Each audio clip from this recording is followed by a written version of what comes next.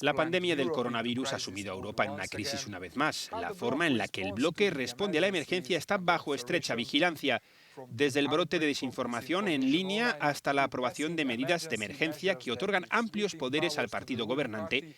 La Unión Europea se enfrenta a desafíos sin precedentes. Para discutir todo esto, mi invitada es la vicepresidenta de la Comisión Europea para los Valores y la Transparencia, Věra Jourová. La mayoría de nosotros estamos renunciando a algunas de nuestras libertades para luchar contra el virus. ¿Hasta dónde deben llegar los países en la vigilancia a los ciudadanos para proteger la salud pública? En este momento tenemos 20 países que tienen estos regímenes especiales de emergencia. Su pregunta es ¿hasta dónde deben llegar? Existe el principio de que incluso en una situación de emergencia las medidas adoptadas por los gobiernos que tienen poderes reforzados solo deben ser estrictamente necesarias, proporcionadas y limitadas por un plazo concreto, y estar bajo un control parlamentario muy estricto. Esto significa el control por parte del ciudadano a través de los representantes del Parlamento y, por supuesto, también los medios de comunicación tienen que hacer su trabajo. Así que estos son los parámetros y eso es lo que estamos viendo ahora. Estamos monitoreando los regímenes en todos los Estados miembros.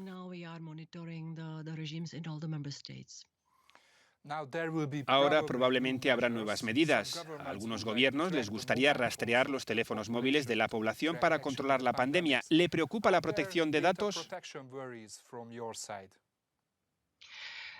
No en este momento. También se aplica al uso de estas herramientas. Queremos que las personas den un consentimiento informado específico para ser parte de la utilización de dicha herramienta. Y para esto, para esta solución digital que vemos evolucionar en casi todos los Estados miembros, se aplica lo mismo. En cuanto a los regímenes de emergencia, no deben estar con nosotros para siempre, porque son medidas específicas para el periodo de emergencia.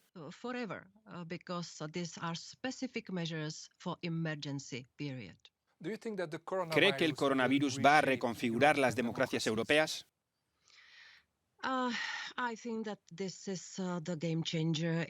Creo que esto es el cambio de juego en muchos sentidos. Y los optimistas dicen que después de la crisis tenemos que empezar a crear algo nuevo. Especialmente el mundo digital, que ahora está ayudando tanto a superar esta crisis, debería ganar un nuevo dinamismo. Pero en cuanto a la democracia, el Estado de Derecho y los derechos fundamentales, realmente pediría que se volviera a la antigua normalidad. Porque teníamos y tenemos todavía el mejor sistema que hemos inventado para la sociedad.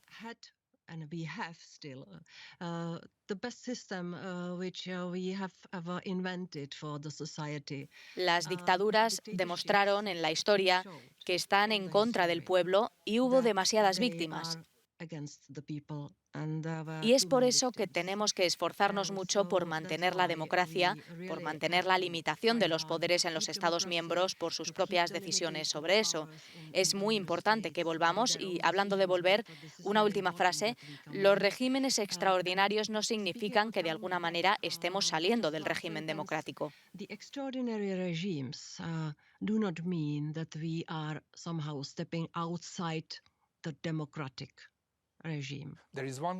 Hay un país, Hungría, donde no está realmente claro cuándo se retirará la ley de emergencia, cuándo se levantarán las medidas de emergencia y cómo ocurrirá.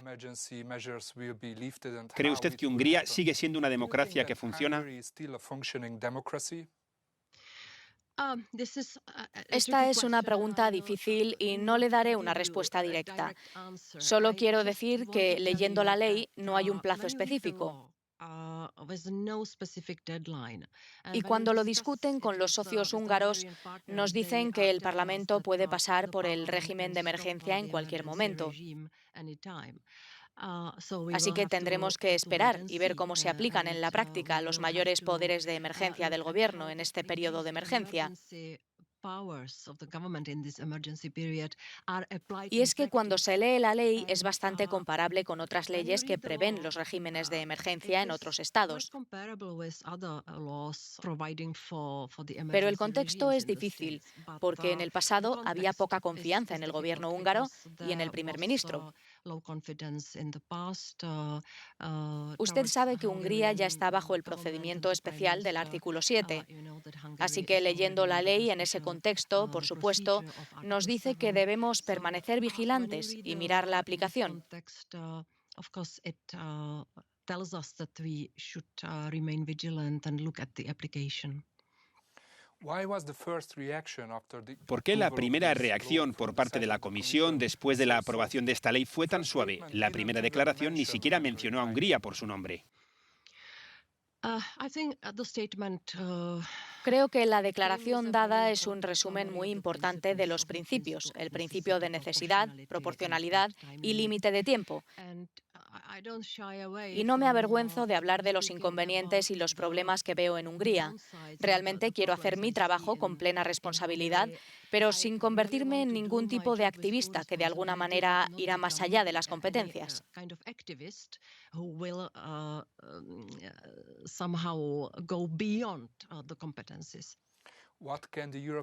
¿Qué puede hacer la Unión Europea para garantizar que el Estado de Derecho no sea otra víctima de esta epidemia? Sí, siempre digo que al matar al coronavirus no debemos matar también la democracia y los derechos fundamentales en Europa. Simplemente no debemos confiar en que la democracia y la batería completa de derechos fundamentales regresen automáticamente. Tenemos que estar atentos, tenemos que ser proactivos. Es hora de utilizar también un nuevo instrumento que aún no ha sido adoptado, es decir, la condicionalidad del dinero de la Unión Europea y el principio del Estado de Derecho. Así que hemos propuesto esta condicionalidad y si alguien no entiende por qué tenemos que mantener nuestros valores, tal vez entienda el lenguaje del dinero. Así que creo que la combinación de herramientas será útil para el futuro.